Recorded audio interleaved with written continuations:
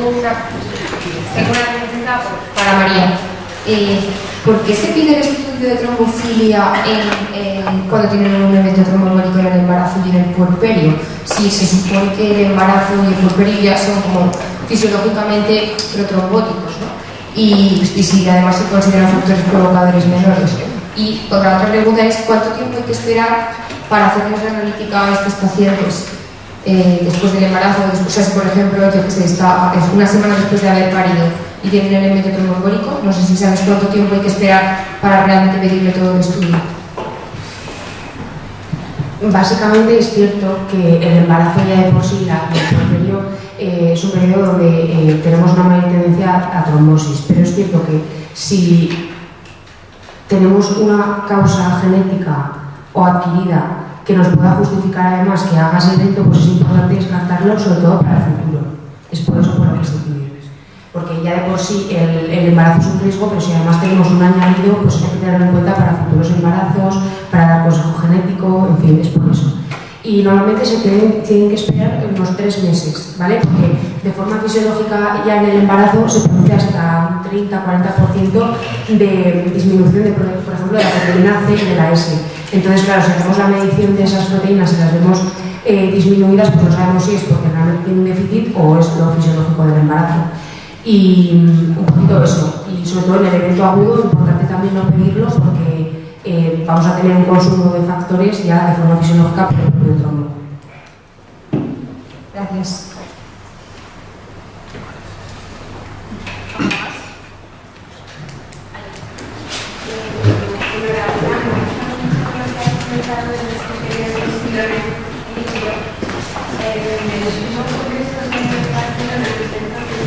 La verdad es que los criticaron muchísimo porque los criterios clasificatorios, quiero decir, y el gol estándar en el síndrome antifosfolípido es la opinión del experto, ¿vale? Entonces yo creo que es importante que conozcamos que dentro del síndrome antifosfolípido hay muchos fenotipos, ¿vale? Y que las embarazadas es muy importante individualizar cada caso y saber cuándo poner el adiro, la heparina, porque, bueno, vaya, yo creo que es súper importante para evitar, pues eso, pérdidas en el primer trimestre o complicaciones a posteriori. Que no es el diagnóstico de síndrome antifosfolípido. Quiero decir, nosotros en el hospital, en la unidad que llevan conjuntamente con ginecología, nuestra unidad de autoinmunes, antiagregan y anticoagulan a muchas embarazadas que quizá no han hecho ningún evento trombótico, pero que sí que se ha visto que han hecho abortos y que tienen un perfil serológico bastante protrombótico. Por eso me parece interesante destacarlo y luego eso, que los criterios clasificatorios, los nuevos, excluyen a muchas otras pacientes que con los anteriores sí que se diagnosticaban y sí que se llegaban a tratar. Eso es importante, que lo señalaron bastante. Agradezco mucho tu comentario porque creo que es muy importante hacer una distinción entre lo que es un diagnóstico de un paciente y una clasificación. Los criterios clasificatorios que se publican para una gran cantidad de enfermedades lo que nos sirve es a nosotros como investigadores o como médicos para intentar clasificar bien a los pacientes, pero eso no tiene nada que ver con luego la práctica clínica habitual, ¿vale? Porque lo importante es ver a cada paciente de forma individualizada, tener en cuenta el contexto clínico que maneja, su clínica y lo que realmente se va a beneficiar a ese paciente. De hecho, precisamente en el espectro de todas las enfermedades autoinmunes es muy importante que, aunque un paciente no cumpla criterios, que pasa muchísimo, se le va a tratar igual. O sea, eso es muy importante. Entonces, no tiene absolutamente nada que ver diagnóstico con clasificación. Entonces, me parece muy importante lo que comentas porque sí que es verdad que estos últimos criterios pues, ganan en especificidad muy bien, pero ¿qué hacemos con todos esos pacientes que no nos cumplen criterios y que la realidad es que les vamos a tratar igual? Entonces, pues, gracias por tu comentario.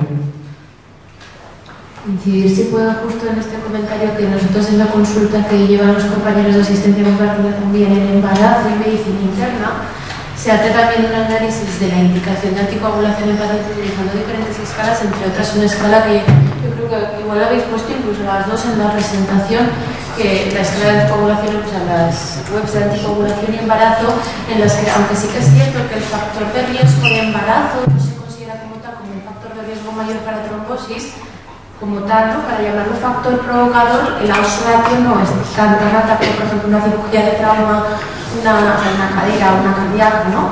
Entonces, ese odds ratio es menor y, por lo tanto, aunque se trate de un factor provocador posible, dice, sí, es un factor provocador estar embarazada, pero el estado de embarazo es un estado de salud, no es una enfermedad de estar embarazada. Por lo tanto, si esta mujer, aunque no cumpla con criterios clasificatorios de trombofilia, se pudiera beneficiar y sobre todo sus embarazos pudieran ser de menor riesgo, tanto para la salud materno-fetal, pues hombre, igual sí que se merece una anticoagulación si tiene no solo ese factor de riesgo, también otros. Por ejemplo, una mujer con obesidad, sedentarismo, con mayor inmovilización, ¿no? Que a veces ya vemos personas con una discapacidad o con limitaciones de la movilidad. Entonces, no está solo ese factor, hay que combinar con otras y sí, igual no cumples un criterio clasificatorio. Bueno chicos, ya no tenemos más tiempo. Quería por último agradeceros a todos haber venido, habernos prestado atención, las preguntas. Hemos preparado todos con muchas ganas lo que hemos hecho, esperamos que os haya gustado. Y nos van a subir las presentaciones a la página de la Señora por si alguno más queréis. Y nada, gracias.